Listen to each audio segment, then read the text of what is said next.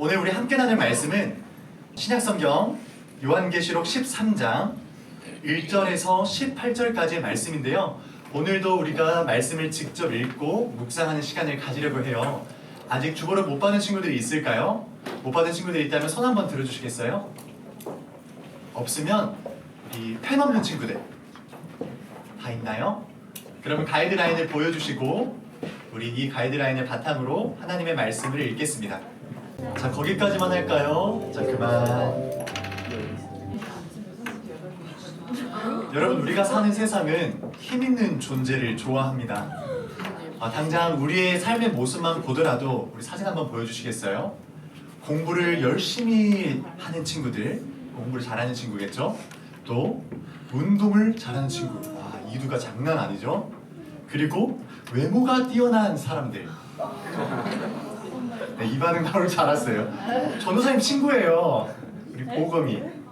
네. 이렇게 공부를 잘하든 운동을 잘하든 외모가 뛰어나든 뭔가 탁월한 사람이 있으면 우리는 나도 모르게 와, 진짜 멋있다. 와, 나도 저 사람처럼 되고 싶다. 여기 오른쪽에 있는 사람처럼 되고 싶다. 그런 마음이 절로 생기게 됩니다. 그런데 가만히 보면 우리가 멋있게 여기는 대상들, 또 우리가 따라가고 싶은 그 대상들이 꼭 좋은 사람이거나 올바른 길을 가는 사람이 아닌 경우가 있어요.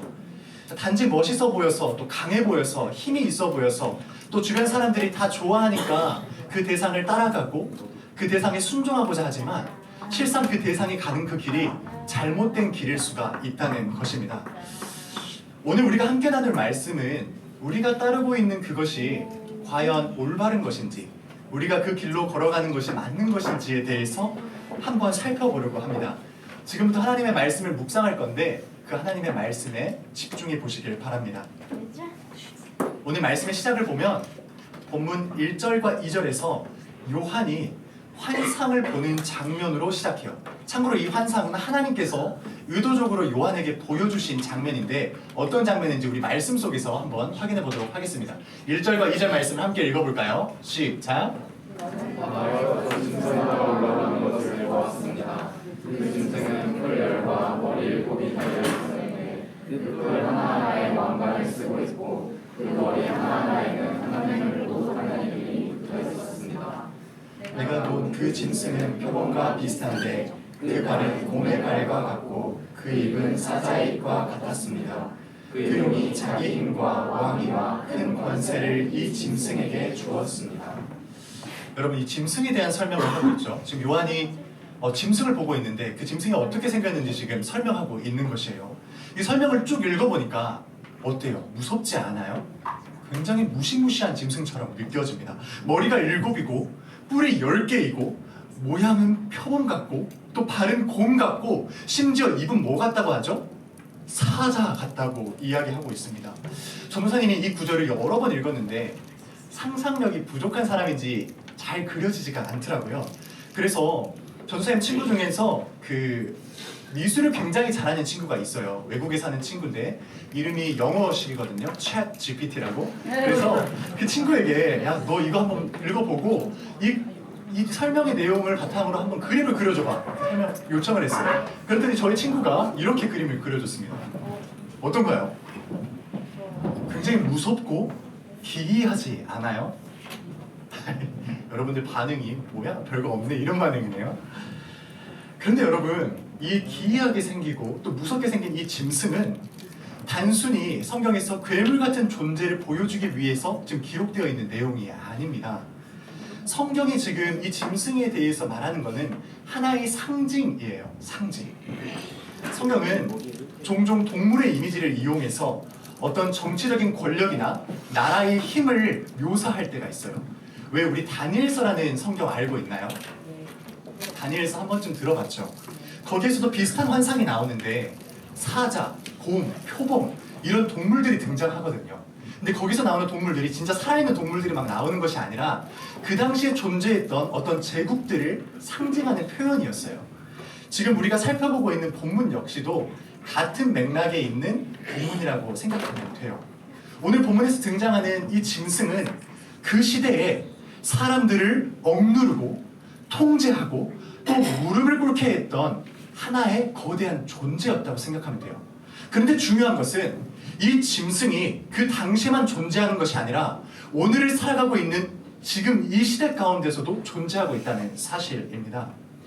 여기서 등장하는 짐승의 모습은 우리 삶에서 다양한 모습을 가지고 우리에게 찾아와요.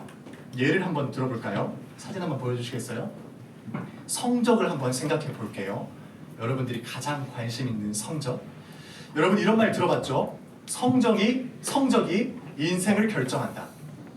이런 이야기 한 번쯤 들어봤죠? 아니, 처음 들어본 거 아니잖아요. 한 번쯤 들어봤죠? 우리 사회는 성적이 높으면 인정받는 사람, 대단한 사람, 또 반대로 성적이 낮으면 공부를 못하는 사람이 아니라 노력을 안 하는 사람으로 여기는 추세예요. 그런 분위기가 가득합니다, 사회 속에. 그래서 성적이 마치 내 삶의 가치를, 나라는 존재의 가치를 결정하는 것처럼 느껴져요. 나보다 공부를 잘하는 친구를 만나게 되면 괜히 위축이 되기도 하고, 나를 향해 기대감을 가지고 있는 부모님을 생각하면 갑자기 숨이 턱 막히고 마음이 초조해지고 불안해지는 현상들이 일어나죠. 이것이 바로 우리가 살아가고 있는 오늘날의 사회이고 현상이에요. 성적이라는 것 자체가 마치 조금 전에 살펴봤던 짐승처럼 내 삶을 억누르고 통제하고 억압하는 형태를 띠고 있어요. 그래서 어느 순간 하나님이 나를 향해서 가지고 계신 어떤 가치보다도 성적이 나를 향해 가지고 있는 가치를 더 인정하는 분위기가 우리 가운데 퍼지기 시작합니다. 그리고 우리는 그것을 더 믿어버려요. 하나님이 나를 향해 가지고 계신 사랑보다도 성적이 나를 평가하는 가치대로 내 인생을 결정짓고 살아간다고요. 성적이 마치 하나의 짐승처럼 우리의 삶을 억누르고 통제하고 무릎 꿇게 만드는 모습을 가지고 있는 것이죠. 하나만 더 생각해 볼까요? 미디어에 대해서 생각해 보면 좋겠어요. 전도사님이 얼마 전에 그 미디어의 영향을 크게 받은 적이 있습니다. 어떤 노래를 우연히 듣게 됐는데, 이건 첫 번째 레슨 들어본 적 있나요? 좋은 건 나만 알기. 이 전도사님이 이 노래를 한번 듣고 나니까 귓가에서 이 노래가 계속 울리는 거예요. 전도사님은 한때 윤호윤호를 닮았다는 소리를 좀 들어봤었는데 너무 억지죠? 어쨌든 이건 첫 번째 레슨, 이건 두 번째 레슨, 이건 세 번째 레슨, 이게 막 귓가에서 엄청나게 맴도는 거예요. 잠이 안 올 정도로. 나도 그래본 경험이 있다. 우리 진웅 선생님이 저의 마음을 공감하고 계시네요. 여러분, 전도사님은 약간 장난 삼아서 이야기했지만 우리가 하루에도 여러 번 유튜브를 보고 틱톡도 보고 인스타그램도 들어가죠. 그런데 거기에서 말하는 어떤 정보들, 거기에서 전하는 어떤 메시지들이 알게 모르게 내 삶에 스며들기 시작해요. 나는 인정을 안 할 수도 있지만 거기서 말하는 메시지들이 어느 순간 내 삶의 가치가 되고 내가 추구하는 방향이 될 때가 있어요. 세상이 말하는 가치가 힙한 것처럼 느껴지고 트렌드고 그것이 정답인 것처럼 느껴지는 순간이 찾아와 버려요. 우리가 이런 미디어 속에 자꾸 노출되다 보면요. 하나님이 이 문화를, 이 첫 번째 레슨, 이런 영상들을 하나님이 어떻게 평가하실지는 전혀 관심이 없고 그저 세상이 말하는 즐거움, 세상이 나에게 주는 메시지만 집중하고 거기에만 귀를 기울이는 우리의 모습을 마주할 수 있게 됩니다. 중요한 건 이렇게 나를 조정하고 억누르고 통제할 수 있는 성적이나 미디어 같은 것에 하나의 통일점이 있다면, 중심이 되는 메시지가 있다면 그것은 하나님 없이도 살 수 있다는 메시지가 담겨 있어요. 여러분들 영상 같은 것들 보면서 또 이 세상이 여러분들에게 주는 메시지를 한번 보면서 그 안에 하나님이 있는지 한번 잘 살펴봐요. 하나님 없이 살 수 있다는 어떤 메시지가 늘 담겨 있다는 것을 확인할 수 있습니다. 그런데 지금 짐승을 하나의 예시로 들었는데 다시 본문으로 돌아와서 이 짐승이 정말 무서운 이유가 있는데, 이 짐승이 정말 무서운 이유는 힘만 센 게 아니라, 우리 아까 봤을 때 굉장히 무섭고 힘이 세 보였죠? 이 힘만 센 게 아니라 이 짐승이 우리 마음을, 사람의 마음을 사로잡는 매력을 가지고 있다는 것이에요. 우리 본문 3절 한번 읽어볼까요? 시작. 치명상을 입은 듯하였습니다. 그러나 그 치명적인 상처가 나오니 온 세상은 놀라서 그 짐승을 따라갔습니다. 사람들이 이 짐승을 보니까 이 짐승의 머리들 가운데 하나가 어떻게 됐다 했죠? 치명상을 입은 듯 했다고 이야기하고 있어요. 근데 그 치명상이, 상처가 나아서 살아나게 됐다고 해요. 여러분 이 그림 한번 보여주시겠어요? 가운데 있는 얘가 치명상을 입었어요. 죽은 거나 다름없었어요. 근데 너무 놀랍게도 이 치명상이 나아서 살아나게 됐다고 표현하고 있어요. 여러분 이 표현은 이 짐승이 지금 예수님의 부활을 흉내내고 있는 거예요. 예수님도 죽으셨죠. 죽임 당한 것 같은 어린 양이셨죠. 그런데 그 죽임 당한 것 같은 어린 양이 서 계셨잖아요. 지금 이 짐승도 똑같아요. 죽은 것처럼 치명상을 당한 것 같은데 죽지 않고 살아나 있다고. 예수님의 부활을 지금 이 짐승이 흉내내고 있는 것이에요. 진짜는 아닌데 진짜인 것처럼 현혹하고 미혹하는 게 바로 이 짐승이라는 것입니다. 짐승의 목적은 사람들이 하나님으로부터 멀어지고 그 마음을 미혹하는 데 있어요. 사탄의 길로 들어서도록 유혹하는 데 그들의 목적이 있다고요. 문제는 그들의 그 목적이 겉으로 드러나지가 않아요. 겉보기에는 멋지고 세련돼서 화려한 것처럼 보여서 막 신기하고 놀라워서 그 길을 따라가고 싶은 마음이 생긴다는 겁니다. 이 짐승은 사람들에게 오늘날에도 이렇게 속삭입니다. 야, 하나님은 눈에 보이지 않잖아. 하나님 안 살아계셔. 하나님은 어떻게 살아계시니? 아침에 공부해야지. 잠 한 시간이라도 더 자야지. 이렇게 우리에게 속삭이면서 다가와요. 야, 너 지금 무릎 꿇고 기도하고 있지? 뭐 달라질 것 같아? 그거 헛짓거리야. 누가 들어주겠어 그 기도 소리. 그 시간 있으면 연습 1시간 더 해. 이런 속삭임으로 우리에게 찾아옵니다. 세상은 이런 악한 모습의 모양으로 여러분들에게 다가와서 계속해서 속삭여요. 근데 이 속삭임이 그럴듯하고 진짜인 것처럼 느껴져서 결국 하나님을 대적하고 하나님을 멀리하게 만든다는 것입니다.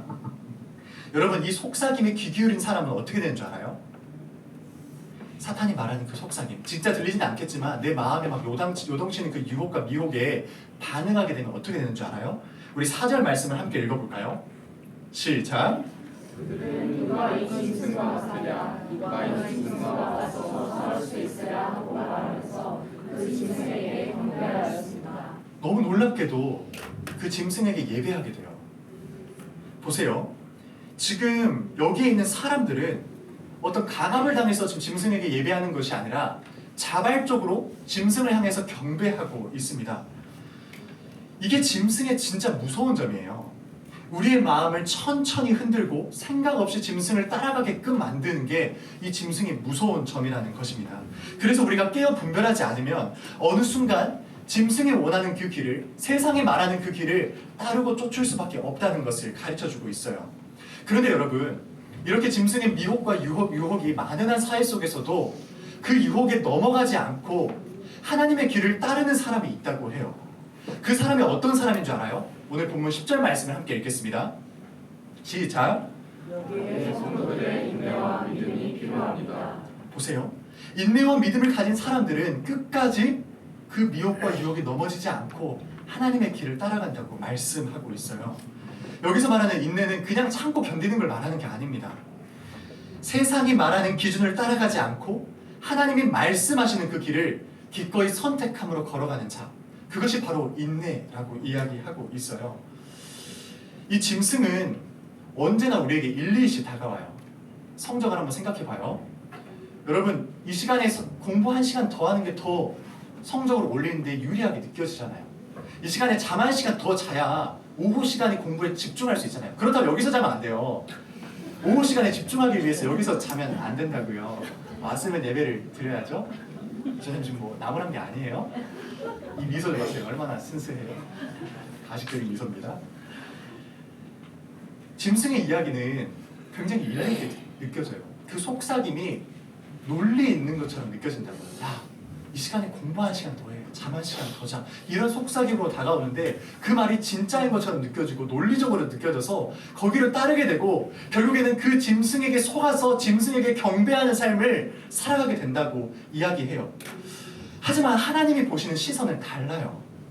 하나님이 찾으시는 한 분은, 하나님이 찾으시는 한 사람은 눈에 보이는 이익보다 주님의 말씀을 더 소중히 여기는 사람이에요. 세상이 뭐라고 하든 내 마음의 중심을 하나님께 두고 사는 사람, 그 사람이 바로 어린 양을 따르는 사람입니다. 그 사람은 어떤 상황이 나에게 찾아와도 중심이 흔들리지 않아요. 조금 휘청거리는 것처럼 보여도 그 마음에 세워져 있는 중심은, 어린 양을 내가 따르고 싶은 그 마음은 흔들리지 않는다고요. 누가 뭐라고 하든 그 마음 속에는 분명한 기준이 있어요. 나는 하나님의 말씀이 가장 소중해. 그 기준은 사람들이 뭐라고 떠들어대든 상관없어. 나는 오직 어린 양 되시는 예수님만 따를 거야. 그 기준이 마음속에 박혀 있으면 흔들리지 않는다고요. 전도사님이 얼마 전에 신방을 했는데 재밌는 이야기를 두 가지를 들었어요. 하나는 그냥 웃자고 이야기한 건데, 한 친구가 얼마 전에 출국을 했어요. 이제 외국에 나갈 일이 있어가지고. 근데 전도사님한테 작년에 비해서 왜 이렇게 설교가 짧아졌네요. 자기는 설교를 조금 더 길게 듣고 싶고 하나님의 말씀에 대해서 묵상을 하고 싶은데 왜 이렇게 말씀이 짧아졌냐고 저를 책망하더라고요. 그래서 야, 전도사님이 지난해 40분씩 설교했는데 그때 너가 고개를 들고 있는 거 본 적이 없는데? 근데 듣고 있었었니? 차마 대답은 못 들었던 것 같아요. 근데 어찌됐든 그 친구의 이야기를 들으면서 바꿔야 되나? 그런 생각을 진지하게 한번 했는데 지금 여러분들 모습을 보니까 잘하고 있다는 생각이 들고 있습니다. 집중하세요. 잘하고 있어요. 그리고 전도사님이 한 친구를 더 신방을 했는데, 이 친구는 방금은 좀 재밌는 이야기였는데 이건 좀 진지해요. 이 친구의 표정이 평소와 달리 굉장히 위축이 되어 있는 거예요. 전도사님 위축이 되어 있으니까 모른 척 할 수 없잖아요. 무슨 일 있냐고 물어보니까, 이 친구는 고등학교 올라간 친구인데 자신이 이제 과학고도 떨어지고 지금 학교에서도 성적이 좋지 못해서 실패한 인생처럼 느껴진다는 거예요. 그래서 순간순간 죽고 싶은 마음이 생기는 것 같아요. 아, 내 인생은 여기서 끝인가? 뭔가 더 나은 길이 보이지 않고 친구들을 봤을 때 너무 비교되고 부모님도 나를 인정해주지 않으시고 여러 가지 상황 때문에 마음이 너무 무너져 있다는 것입니다. 그래서 전도사님이 한참 그 친구의 이야기를 듣다가 질문을 하나 던졌어요. 누구누구야, 하나님은 너의 인생에 대해서 어떻게 평가하실 것 같니? 하나님은 너를 보면서 무엇라 말씀하실 것 같니? 라고 물었어요. 그리고 그것을 진지하게 고민해 본 다음에 우리 한 번 더 만나자고 이야기했습니다. 여러분, 하나님이 하나님의 사람을 가만히 내버려 두실까요? 세상의 기준에 의해서 실패한 것처럼 느껴지고 세상의 기준에 의해서 지금 잠깐 넘어진 것처럼 보여요. 그런데 그 사람의 인생이 진짜 하나님 앞에서 쓸모없을 만큼 무의미한 인생이겠어요? 무가치한 인생이었겠냐고요. 하나님은 우리를 그렇게 가만히 내버려 두시는 분이 아니십니다. 자신의 자녀를, 자신의 사람을 책임지시고 돌보시는 분이 바로 우리 아버지 되시는 하나님이세요. 이 자리에도 그런 생각을 가지고 있는 친구들이 있을지 모르겠습니다. 아, 내 인생이 너무 실패한 것 같고 세상의 기준에 의해서 완전히 망친 것 같은 느낌을 받은 친구들이 있다면 하나님을 한번 기억해 보기를 바라요. 하나님이 내 인생을 어떻게 평가하실지, 하나님은 지금 나를 바라보면서 무엇라 말씀하실지를 한번 생각해 볼 수 있었으면 좋겠습니다. 물론 이 어린 양을 따르는 우리 같은 사람들도 완벽한 사람은 아닙니다. 넘어질 수도 있고 실수할 수 있어요. 순간순간 그런 생각이 찾아온 게 잘못된 건 아니에요. 이 세상을 살아가다 보면 그런 생각 할 수도 있어요. 그 생각이 막 찾아오거든요. 그리고 마음이 무너질 수도 있어요. 그러나 중요한 건 그렇게 넘어졌을 때 내가 일어나서 하나님으로 다시금 나아갈 것인가, 아니면 또다시 세상의 소리에 귀 기울이면서 세상으로 나아갈 것인가, 그것을 생각해 봐야 된다는 것입니다. 짐승을 따르는 사람은 끝까지 자기 중심에 자기만 두고 또 세상의 소리만 두고 계속 세상의 길을 따라갈 거예요. 하지만 어린 양을 따르는 사람은 자신이 설령 무너졌더라도 다시금 일어나서 하나님의 말씀에 귀를 기울여보고 하나님의 마음을 생각해보면서 어린 양이 서 계시는 그 길로 다시금 방향을 돌이켜서 나아가게 될 것입니다. 성경은 이런 사람을 가리켜서 하나님의 사람, 하나님의 백성, 조금 어렵게 표현해서 성도라고 말해요. 그런데 이 성도의 삶을 가리켜서 이렇게 말하고 있어요. 우리 10절 말씀을 한 번 더 읽어볼까요? 10절 말씀을 한 번만 더 읽도록 도와주시면 감사하겠습니다. 방금 나왔는데 예, 우리 한 번 더 읽겠습니다. 시작. 여기에 성도들의 인내와 믿음이 필요합니다. 성도들은 인내와 믿음이 필요한 사람들이라고 가르쳐주고 있는 거예요. 쉽지 않은 길인 거죠. 세상을 살아가면서 성도로서 하나님의 사람으로서 살아간다는 게 결코 쉽지 않다는 걸 가르쳐주고 있어요. 하지만 여러분, 우리에게 소망이 있는 것은, 전도사님 지난주에 아따 뭐였죠? 네, 이 반응까지는 기대 못했는데 아따 창타구한 한 친구가 전도사님 찾아와가지고, 그 제자반 친구였는데 전도사님 너무 소름이 끼쳤어요 하면서 비난하러 갔어요. 하지만 전도사님 불하지 않습니다. 아따 창타구한 했잖아요. 창타구는 지나갔죠. 지금 하나 남았잖아요. 뭐가 남았어요? 완성. 주님이 다시 오실 그날이 있어요. 여러분들이 인내와 믿음으로 이 시대를 살아가는 그 모습을 하나님께서 바라보시고 다 보고 계시고, 마지막 날에 모든 것이 완성되는 그날에 여러분들에게 반드시 상급을 허락해 주실 거예요. 너무 고생했다고, 네가 그때 인내하면서 내 말을 따라갔던 그 모습을 다 기억하고 있다고, 너무 애썼다고, 주님이 완성의 날에 여러분들을 위로하시고 분명히 복되게 인도해 주실 것입니다. 우리가 그 소망이 있고 희망이 있기 때문에 마지막 날까지 담대함으로, 인내로, 믿음으로 걸어갈 수 있는 것이에요. 그런 사람이 진짜 강한 사람이고, 그런 사람이 진짜 믿음의 사람입니다. 이제 하나만 더 살펴보고 말씀을 마무리할게요. 요한계시록 힘들죠? 전도사님도 힘들다. 하나만 더 살펴보고 이제 말씀 마무리할게요. 성경은 지금 이 순간에도 앞서 살펴봤던 이런 짐승이 여러 가지 모양으로 우리에게 다가와서 속삭이고 우리의 마음을 미혹한다고 이야기하고 있어요. 하나님으로부터 멀어지게 만들고 하나님을 따르지 못하게 만든다고 가르쳐주고 있다고요. 근데 중요한 건 이 미혹의 방식이 점점 더 교묘해지고 있다고 말씀합니다. 우리 본문 16절 말씀 한번 읽어볼까요? 시작. 자유인이나 종이나 할 것 없이 그의 오른손이나 이마에 표를 받게 하였습니다. 말씀을 보니 짐승이 사람들의 이마와 오른손에 표를 받게 만든다고 말하고 있어요. 잘 보세요. 이마에 표를 받게 한다는 것은 나의 생각하는 것, 가치 판단하는 것, 이런 것들이 세상 사람들과 똑같게 만든다는 거예요. 내가 학교 갔는데 세상 사람들과 생각하는 거랑 가치 판단하는 것이 똑같다고 생각하면 진지하게 생각해 봐야 돼요. 내가 하나님 사람으로서 하나님의 말씀대로 살아가고 있나? 그걸 한번 생각해 봐야 돼요. 손해표를 받는다는 것은 내 행동과 내 삶이 세상이 말하는 가치를 따라간다는 거예요. 세상이 좋아할 만한 행동, 세상이 좋아할 만한 삶의 방식들을 취한다는 거예요.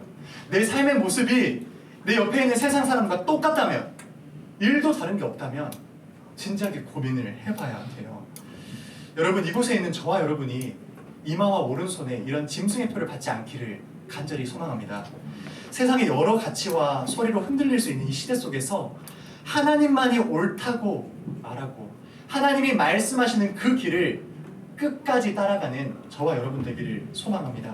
여러분, 그 선택은 거창한 결단에서 시작되지 않아요.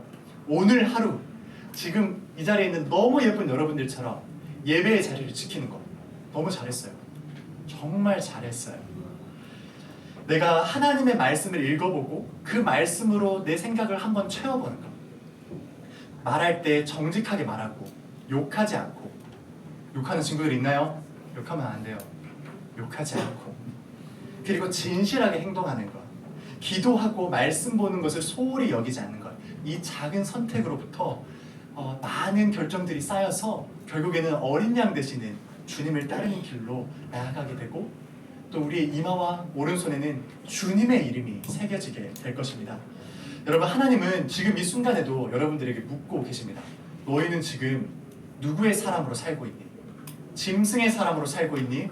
아니면 어린 양의 사람으로 살고 있니? 이렇게 묻고 계십니다. 그 물음 앞에서 저와 여러분이 어린 양을 따르는 삶을 살아가고 있다고 고백하는 저와 여러분 되시기를 주님의 이름으로 축복합니다. 우리 이 시간 함께 찬양하실까요?